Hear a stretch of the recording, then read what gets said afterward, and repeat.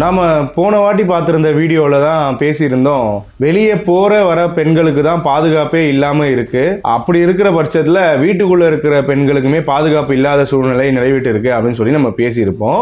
அதே போல் இப்போ தன் வீட்டுக்கு பக்கத்தில் இருக்க மாமா வீட்டுக்கு போய் வர வழியில் ஒரு பெண் கூட்டுப்பாலியல் வன்கொடுமைக்கு ஆளாயிருக்காங்க.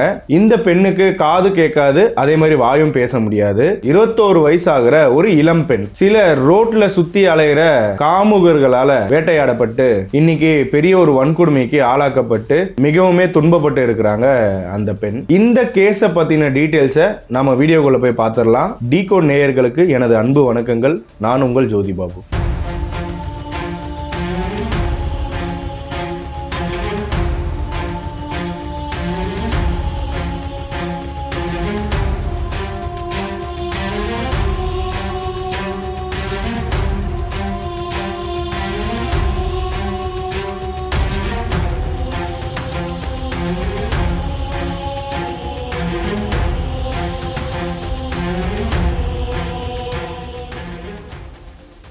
உத்தரப்பிரதேச மாநிலம் பல்ராம்பூர் அப்படிங்கிற ஒரு பகுதி.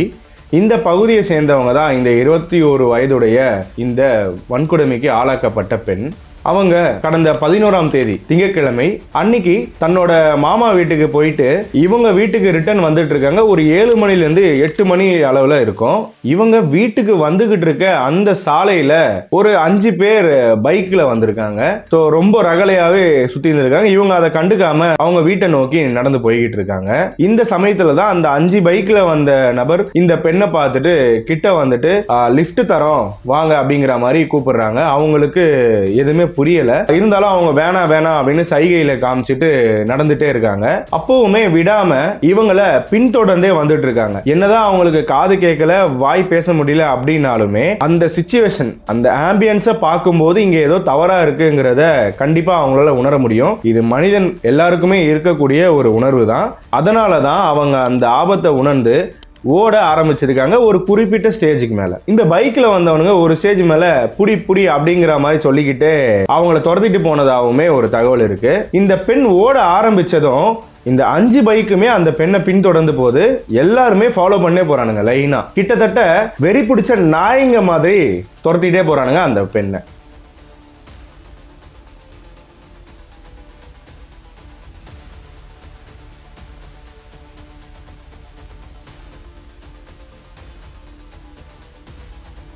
இந்த விஷயங்கள், அதாவது இந்த பெண் ஓடுறதும் அந்த 5 பைக்ல துரத்துறதுமே அந்த ரோட்ல இருக்கிற சிசிடிவில தான் பதிவாகுது. இந்த சிசிடிவி யாரோட வீட்டுல அமைஞ்சிருக்குன்னு பார்த்தோம்னா பல்ராம்பூரோட எஸ்பி வீட்டுல இருக்கிற சிசிடிவி. இதை விட ஒரு கொடுமையான விஷயம் என்னன்னு கேட்டீங்கன்னா, இந்த கொடுமையே அவரோட வீட்டுல இருந்து கொஞ்சம் தொலைவுல தான் நடந்திருக்குன்றாங்க. ஆனா அவங்களுக்கு தெரியல அந்த டைம்ல. இப்படி துரத்திட்டு போனவனுங்க அந்த பெண்ணை கூட்டு பாலியல் வன்கொடுமை பண்ணிருக்காங்க. அந்த டைம்ல அந்த பெண் ஒரு உதவிக்கு கத்தணும் அப்படின்னா கூட அவங்களால கத்த முடியாது. ஒருத்தரையே சமாளிக்க முடியாத சூழ்நிலையில 5 பேர் 6 பேர் இருக்கும்போது கண்டிப்பா சமாளிக்கிறது கஷ்டம் தான். இன்னொரு விஷயம் என்னன்னு பார்த்தோம்னா, இந்த சம்பவம் போலீஸ் ஸ்டேஷனுக்கு வெறும் 20 மீட்டர் தூரத்துல தான் நடந்திருக்கு. இது மிகவும் வெக்கப்பட வேண்டிய ஒரு விஷயம் தான். ஒரு போலீஸ் ஸ்டேஷன் பக்கத்துல இருக்கும் போதே இவனுங்க இவ்வளவு தைரியமா பண்ணிருக்கானுங்க அப்படின்னா இதுல அந்த ஊரோட பெரியாட்களோட மகன்கள் அல்லது அவன் தம்பி மகன்கள் இது மாதிரி யாராவது இருக்க வாய்ப்புகள் இருக்கான்றது ஒரு கேள்விக்குறியாதான் இருக்கு. மண்டே, அது ஒரு சண்டே நார்மல் டே அப்படின்னாலும் பரவாயில்ல, ஒரு நார்மலான ஒரு மண்டே, ஒரு ஆள் நடமாட்டம் கம்மியா இருக்கிற ஏரியா அப்படிங்கிறப்ப போலீஸ் கண்டிப்பா வரணும் போகணும். ஆனா ஏன் அன்னைக்கு ரோந்து இல்லாம இருந்துச்சு அப்படிங்கிறது தெரியல. எனக்கு இதுல இன்னொரு டவுட்டும் இருக்குங்க. இப்போ ஒரு பெண் தலைதறிக்க ஓடிட்டு இருக்காங்கன்றப்ப அந்த ரோட்ல நடந்துட்டு போயிட்டு இருக்கிற அக்கம் பக்கம் இருக்கிறவங்க ஏன் போலீஸ்க்கு கம்ப்ளைண்ட் பண்ணல? ஒன்னு அவனுங்களை தடுத்து என்ன விஷயம் என்ன பிரச்சனைன்னு கேட்டிருக்கணும். அப்படி இல்லைன்னா போலீஸுக்கு ஃபோன் அடிச்சுட்டு இருக்கணும். அட்லீஸ்ட் அங்கே இருக்கிற எமர்ஜென்சி நம்பருக்கு கால் பண்ணி இந்த மாதிரி ஒரு பெண்ணை 5 பேர் துரத்திட்டு போறாங்கன்ட்டு கால் பண்ணி சொல்லியிருக்கலாமே. ஏன் சொல்லப்படலை அப்படிங்கிறது தெரியல. மனிதம் எல்லா இடத்துலையுமே செத்து போச்சு அப்படிங்கிறதுக்கான ஒரு ப்ரூஃப் தான் இந்த சம்பவமா எனக்கு தோணுது. மறுநாள் காலையில் செவ்வாய்க்கிழமை 12ஆம் தேதி ஆகஸ்ட் மாதம் 2025 சாலை ஓரத்துல ஒரு பெண் உடல் ரத்தம் படர்ந்த நிலைமையில இருக்கு. இதை அந்த பகுதியில் இருக்கிற மக்கள் போலீஸுக்கு இன்ஃபார்ம் பண்றாங்க. போலீஸ் வந்ததுக்கு அப்புறமா கன்ஃபார்ம் பண்றாங்க இந்த பெண் அந்த காது கேட்காத வாய் பேச முடியாத பெண் தான் அப்படின்ட்டு. இவங்க எப்படி கன்ஃபார்ம் பண்றாங்கன்னு பாத்தீங்கன்னா, இந்த சம்பவம் நடந்த அன்னைக்கு நைட்டு 9 மணி போலவே இந்த பெண்ணோட சகோதரர் கம்ப்ளைண்ட் ரைஸ் பண்ணிட்டாரு ஆல்ரெடி. மறுநாள் காலையில் சாலையோரம் இந்த பெண் கிடைச்சிருக்காங்க. ஸோ அதனால கன்ஃபார்ம் பண்ணிட்டு அவங்க ஃபேமிலியுமே இன்ஃபார்ம் பண்றாங்க. இதுல ஒரே ஒரு ஆறுதல் படக்கூடிய விஷயம் என்னன்னு கேட்டீங்கன்னா, அந்த பெண்ணோட உயிருக்கு எந்த ஆபத்தும் இல்லை. உயிரோட இருந்தாலுமே அந்த பெண்ணோட வலிகளை வார்த்தையால விவரிக்க முடியாது. அந்த பெண் இந்த பயத்துல இருந்து வெளியே வரவே இந்த வாழ்நாள் கூட பத்தாது அப்படின்னு தான் சொல்லணும். ஏன்னா அவங்க உயிருக்கும் மேலான ஒரு விஷயத்தை இழந்திருக்காங்க. அப்படிங்கிறப்ப அதை யாராலையுமே ஈடுகட்ட முடியாது. இந்த பெண்ணோட சகோதரர் ரொம்பவுமே கதறி அழுகிறாரு. அது மட்டும் இல்லாம முந்தின நாள் ஒரு சந்தேகமா கொடுத்திருந்த கம்ப்ளைண்ட் இப்போ ரொம்பவே ஸ்ட்ராங்கா ஆகி எஃப்ஐஆரும் ஃபைல் பண்றாங்க. தன்னோட சகோதரியை இப்படி பார்த்த அந்த சகோதரர் முற்றிலுமா உடைஞ்சு போயிட்டாருங்க. அவரோட ஒரே ஒரு கோரிக்கை, இந்த சம்பவத்துல ஈடுபட்ட ஒருத்தனையுமே விடக்கூடாது அப்படிங்கிறது தான் போலீசாரிடம் சொல்லியிருக்காரு. இதையடுத்து வழக்கு பதிவு பண்றாங்க. வழக்கு பதிவு பண்ண அப்புறமா தான் அந்த ஏரியால இருக்கக்கூடிய சிசிடிவி கேமராஸை தேடுறாங்க. அந்த கேமராஸை தேடி போகும்போது தான் எஸ்பியோட வீட்லயே கேமரா இருக்குங்கிறத நோட் பண்ணி அவரோட வீட்ல இருந்தே ஃபுட்டேஜை எடுக்கிறாங்க. ஸோ ஃபுட்டேஜ் எடுத்து பார்த்த போலீசார் எல்லாருக்குமே ஒரு பெரிய அதிர்ச்சின்னு தான் சொல்லணும். ஏன்னா கிட்டத்தட்ட 4-5 பைக் துரத்திக்கிட்டே போகுது. அவங்க உடனே தேடுதல் வேட்டையில இறங்குறாங்க. இந்த சிசிடிவி காட்சி வெளியானது சிஎம் வரைக்குமே போயிருக்கு. அதனால இது ஒரு ரொம்ப முக்கியமான கேஸா அந்த ஏரியால பார்க்கப்படுது. சிசிடிவியை பார்த்த உடனே ஒரு எஸ்பி வீட்டு பக்கத்துலயும் போலீஸ் ஸ்டேஷன் பக்கத்துலயும் இப்படி ஒரு கொடுமை நடந்திருக்குங்கிறது அவங்களுக்கே அதிர்ச்சி ஆயிடுச்சு, ஆச்சரியமா இருந்தது. இதுவே இந்த விஷயத்துல யாராவது ஒரு பெரிய ஆட்களோட மகன்கள் பண்ணி இருந்தாங்க அப்படின்னா கண்டிப்பா இந்த அளவுக்கு துரிதமா இருந்திருப்பாங்களா அப்படிங்கிறது கேள்விக்குறிதான். நம்ம நிறைய பார்த்துருக்கோம். பட் ஓகே, இருந்தாலும் இப்போ நடக்கிற இந்த விஷயத்துல ரொம்ப துரிதமா இருக்காங்கிறத நினைச்சு சந்தோஷப்பட்டுக்கலாம். எஸ்பி விகாஷ்குமார் அவரோட தலைமையில 4 தனிப்படைகளை அமைக்கிறாங்க. போலீஸ் தேடிக்கிட்டு இருக்கும் போதுதான் இவங்களுக்கு ஒரு கால் வருது. யூபி பார்டர்ல இருந்து, சார் நீங்க தேடிக்கிட்டு இருக்க ஆளுங்க இந்த பார்டர் கிட்ட நிக்கிறானுங்க, 5 பைக் வச்சுக்கிட்டு ஒரு 5-6 பேர் கிட்ட நின்றுட்டு இருக்கானுங்க. ஸோ நீங்க வந்தா கண்டிப்பா அவங்கள பிடிக்கலாம் அப்படிங்கிற மாதிரியான ஒரு இன்ஃபர்மேஷன் போலீஸ்க்கு கிடைக்குது அந்த உள்ளூர் மக்கள் கிட்ட இருந்து. ஸோ இதை அடுத்து அங்க போன போலீசார் அவங்கள பிடிக்க முயன்ற போது எல்லாருமே பைக்ல தப்பிக்க பார்த்தானுங்க. ஸோ தப்பிக்க பார்க்கும்போது தான் ஒருத்தனை காலில் சுட்டிருக்காங்க. அது மட்டும் இல்லாம இன்னொருத்தன் ஓடும் போது கல் தடிக்கு கீழே விழுந்து அவனுக்குமே காலில் அடிபட்டிருக்கு. கிட்டத்தட்ட ஒரு 5-6 பேர் இருந்த நிலையில இந்த 2 பேரை மட்டும் தான் போலீஸால பிடிக்க முடிஞ்சது. அது மட்டும் இல்லாம இவங்களால நடக்க முடியல. இந்த ரீசன்னால பொதுவா எப்பயுமே ஹாஸ்பிட்டல்ல சேர்த்துட்டு தான் அதுக்கு அடுத்து ஸ்டேஷன் கொண்டு வரணும். ஸோ அந்த ரீசனால கவர்மெண்ட் ஹாஸ்பிட்டல்ல சேர்த்து அவங்களுக்கு ட்ரீட்மெண்ட் பார்த்துருக்காங்க. ஸோ இதன்படி பிரஸ் ரிலீஸ் என்னன்னு பார்த்தீங்கன்னா, முதல் கட்டமாக தான் இந்த 2 பேரையும் கைது பண்ணியிருக்கோம் அப்படிங்கிறது தான் நமக்கு கிடைச்சிருக்கு. மேபி இந்த வீடியோ பார்த்துட்டு இருக்க இந்த நேரத்தில் கூட அவங்க பிடிபட்டிருக்கலாம். இந்த கைது ஆனவங்களோட டீடைல்ஸ் பார்க்கலாம். ஒருத்தன் அங்குர் சர்மா, இவனுக்கு 24 வயசு ஆகுது. இன்னொருத்தன் பேரு அர்ஷித், அவனுக்கு 23 வயசு ஆகுது. அதாவது இவங்க எல்லாமே பார்த்தீங்கன்னா ஒரே ஏஜ் குரூப் ஆளுங்க மாதிரி தான் தெரியுது. இது மட்டும் இல்லாம போலீஸ் தரப்புல இருந்து சொல்லப்படுவது என்னன்னு கேட்டீங்கன்னா, நாங்க இந்த 2 பேரையுமே கைது பண்ணிட்டோம், இவங்களை சம்பந்தப்பட்ட அந்த மீதி பேரையுமே கூடிய சீக்கிரம் பிடிச்சிருவோம் அப்படிங்கிற மாதிரியான டீடைல்ஸ் தான் நமக்கு கிடைச்சிருக்கு. மேலும் இந்த 2 பேர்கிட்ட இருந்துமே நாட்டு துப்பாக்கியும் அவங்க வந்த பைக்கையுமே பறிமுதல் பண்ணியிருக்காங்க போலீஸ். ஸோ எனக்கு இந்த இடத்துல தான் ஒரு டவுட் வருது. நார்மலா ஒரு ஃப்ரெண்டு கேங் அப்படின்னு நினைச்சுக்கிட்டு இருந்த டைம்ல இவங்க கிட்ட இருந்து நாட்டு துப்பாக்கி பறிமுதல் பண்ணியிருக்காங்க அப்படிங்கும்போது இவர்கள் நார்மல் பர்சன் தானா, இல்லைன்னா கூலி படைகளா, இல்ல எதுவும் பெரிய இடத்து பவர்ல ஆடிக்கிட்டு இருக்க தற்குறிகளா அப்படிங்கிறது தெரியல. இப்போதைக்கு 2 பேருக்கு ஒரு கால் தான் உடஞ்சிருக்கு. மீதி இருக்கிற 2 கையும் 2 காலையும் போலீஸ் அடிச்சு உடைச்சு கேட்டு அந்த உண்மையுமே சீக்கிரமா வாங்கிடுவாங்க. ஸோ அந்த உண்மை வந்ததுமே நான் அப்டேட் பண்றேன். மேலும் இந்த 2 பேர்கிட்டயுமே நடத்தின விசாரணையில சில விஷயங்கள் தெரிய வந்திருக்கு. அது என்னன்னு பார்த்துடலாம். சம்பவத்தை அன்னைக்கு எல்லாருமே குடிபோதையில இருந்திருக்கானுங்க.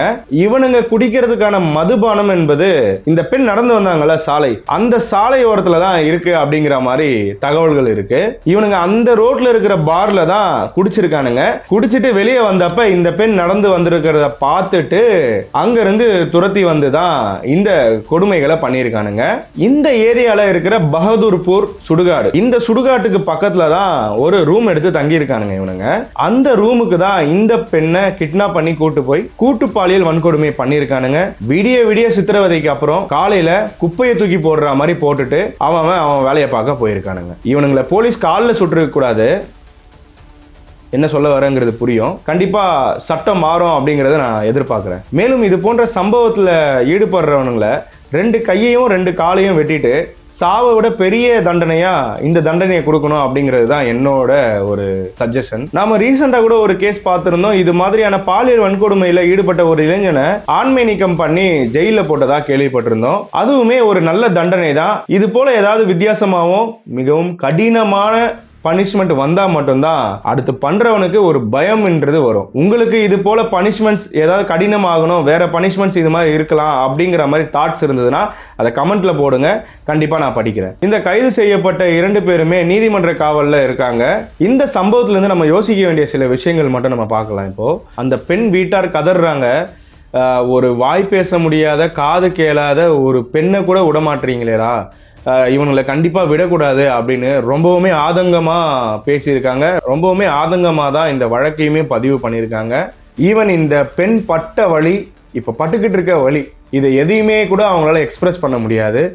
அப்படிப்பட்ட ஒரு மனநிலைமை உடைய பெண், அவங்களுக்கு இந்த வலிங்கிறது வாழ்நாள் முழுக்க மறக்கவும் மறக்காது. இதையடுத்து தான் உத்தரப்பிரதேச மாநில முதலமைச்சர் யோகி ஆதித்யநாத் அவர்கள், இவனுங்கெல்லாம் மனுஷ ஜென்மமே கிடையாது, இவனுங்களுக்கு மறக்கவே முடியாத ஒரு தண்டனையை கொடுக்க போறது உறுதி, இதை பார்த்தாச்சும் இனிமே இந்த மாதிரி பண்றவனுங்க கண்டிப்பா பயப்படணும் அப்படிங்கிற மாதிரியான சில விஷயங்களும் வெளியிட்டிருக்காரு. நாட்டுக்கு சுதந்திரம் கிடைச்சிருச்சுன்னு நம்ம வருஷம் சுதந்திர தினம் கொண்டாடிட்டு வரோம். ஆனா இன்னுமே காந்தி கண்ட கனவு, ஒரு பெண் எந்தவித டிபெண்டன்சியுமே இல்லாம தனியா ஒரு ரோட்ல நடந்து போற அளவுக்கு ஒரு சுதந்திரமான நாடு உருவாக்கணும் அப்படிங்கிறது தான் அவரோட எண்ணம். ஆனா அது இன்னுமே நிறைவேறல. பெண்களுக்கு எதிரான வன்கொடுமைகள் அதிகமா நடந்துட்டு தான் இருக்கு. பெண்களுக்கான பாதுகாப்பு மேம்படுமா அப்படின்னு கேட்டா அது கேள்விக்குறியாதான் இருக்கு. ஏன் இது கேள்விக்குறி அப்படின்னு சொல்றேன்னா, சுதந்திரம் கிடைச்சி 79 வருடங்கள் ஆகியுமே பெண்களுக்கான பாதுகாப்பு நிலைநாட்டப்படவில்லையே. இனிமேல் நிலைநாட்டப்படுமான்னு கேட்டா கண்டிப்பா கேள்விக்குறின்னு தானே சொல்லி ஆகணும். வரும் காலங்களில் அட்லீஸ்ட் பெண்களோட வன்கொடுமை சம்பவத்தில் ஈடுபடுறவனுக்காவது கடுமையான கடினமான பனிஷ்மெண்ட்ஸ் வந்துச்சு அப்படின்னா இந்த பாதுகாப்பு கண்டிப்பா மேம்படுத்தப்படும் அப்படிங்கிறத நம்புவோம். இப்போ இந்த சம்பவத்துல இருந்து எனக்கு சில சிந்தனைகள் மற்றும் சந்தேகங்களும் இருக்கு. ஸோ அதை நான் உங்ககிட்ட பகிர்றேன். இதே போல உங்களுக்கு இருக்க சந்தேகங்களை கமெண்ட்ஸா போடுங்க, உங்களுக்கு இருக்க சிந்தனைகளையுமே கமெண்ட்ஸா போடுங்க, கண்டிப்பா நான் படிக்கிறேன். ஏன் அந்த பெண் அங்க துரத்தப்படும் போது அக்கம் பக்கம் இருக்கிற யாருமே தடுக்கல அப்படிங்கிறது எனக்கு ஒரு பெரிய சந்தேகம். தடுக்கலனா கூட அங்க இருக்கிற எமர்ஜென்சி நம்பருக்கு கால் பண்ணி போலீஸுக்காவது இன்ஃபார்ம் பண்ணியிருக்கலாம். ஸோ மேபி அவங்க அந்த ஸ்பாட்டுக்கு வந்து கண்டிப்பாக தடுத்திருக்கிறதுக்கான வாய்ப்புகள் அதிகமாக இருக்குது. ஏன் ஆனால் யாருமே அதை பண்ணல, மனிதம் செத்து போச்சா அப்படிங்கிற ஒரு கேள்வி நமக்கு வருது. பைக்கில் ஒரு 5 பேர் பெண்களை கேலி செஞ்சுக்கிட்டு பாரில் தண்ணி அடிச்சுக்கிட்டு வராங்க அப்படின்னா இவனுங்க கும்பலில் ஒரு பெரிய ஆளோட பையன் இருக்க வாய்ப்பு இருக்கா? அதனால தான் இந்த அளவுக்கு இவனுங்களுக்கு தைரியம் வந்திருக்கா அப்படிங்கிற மாதிரியான ஒரு கேள்வி எனக்கு வருது. ஏன்னா அது மட்டும் இல்லாமல் 5 பேர் கும்பலாக பேசிட்டு இருக்கிறப்ப 2 பேரை மட்டும் போலீஸ் பிடிச்சிருக்காங்கன்றதுமே கொஞ்சம் சந்தேகமாக தான் இருக்கு. கையில் நாட்டு துப்பாக்கி வச்சிருக்கானுங்க. ஸோ நாட்டு துப்பாக்கி அந்த பைக்கும் தான் பறிமுதல் பண்ணதா போலீஸ்ல இருந்து தகவல் வந்திருக்கு. நாட்டு துப்பாக்கி வச்சிருக்காங்க அப்படின்னா இவர்கள் கூலிப்படையாக இருக்க வாய்ப்பு இருக்கா? அது மட்டும் இல்லாமல் இந்த மாதிரி தைரியமா ஒரு எஸ்பி வீடு பக்கத்தில் போலீஸ் ஸ்டேஷன் இப்படி இருக்கும்போதே இவனுங்க தைரியமாக பண்ணியிருக்கானுங்க அப்படின்னா இவனுங்களுக்கு இது வாட்டியா இல்லைன்னா ஆல்ரெடி இவனுங்க மேலே கம்ப்ளைண்ட்ஸ் இருக்கா அப்படிங்கிறதுமே போலீஸ் கண்டிப்பாக செக் பண்ணணும். அவங்க கண்டிப்பாக செக் பண்ணுவாங்க, அந்த லைனில் தான் கண்டிப்பாக போவாங்க. இந்த சம்பவத்தில் ஈடுபட்ட ஒருத்தன் கூட தப்பிக்க கூடாது. அவங்க கையை உடைச்சு காலை உடைச்சு பிடிச்சாலும் பரவாயில்ல, எல்லோருக்குமே தண்டனை வாங்கி கொடுக்கணும். போலீஸ் இதை பண்ணுவாங்க அப்படிங்கிறத நம்புவோம். இந்த கேஸ் பத்தின மேலும் தகவல் நமக்கு தெரியணும் அப்படின்னா நம்ம சேனலை சப்ஸ்கிரைப் பண்ணி வச்சுக்கோங்க. அப்போதான் உங்களுக்கு நான் இந்த கேஸோட அப்டேட் போட்டேன் அப்படின்னா கரெக்டா உங்களுக்கு வந்து சேரும். நம்ம சேனல்ல வீடியோ பார்க்குற நிறைய பேர் சப்ஸ்கிரைப் பண்றது இல்ல. ஸோ வீடியோ பார்த்து முடிச்சோன்னே சப்ஸ்கிரைப் பண்ணிடுங்க, பெல் ஐக்கானையுமே தட்டி விடுங்க. அப்போதான் நான் போடுற அப்டேட்ஸ் உடனே உங்களுக்கு வந்து சேரும் நோட்டிபிகேஷனா.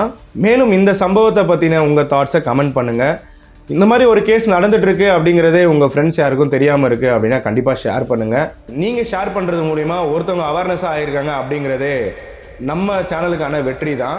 மேலும் தகவல்களுக்கு தொடர்ந்து இணைந்திருங்கள். நான் உங்கள் ஜோதி பாபு. நன்றி.